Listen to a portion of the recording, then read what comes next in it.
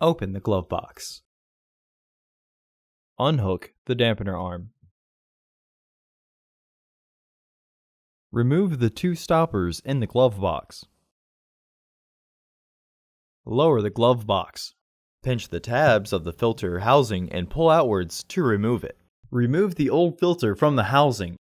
Install your new filter into the housing, with its airflow indicating arrow pointing down. Reinstall the housing cover. Reinstall the stoppers by rotating them to the right.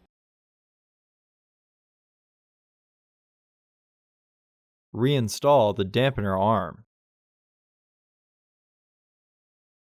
Close the glove box. Order your parts today at filterheads.com. Also, please like our video and subscribe to our channel so you won't miss any new content.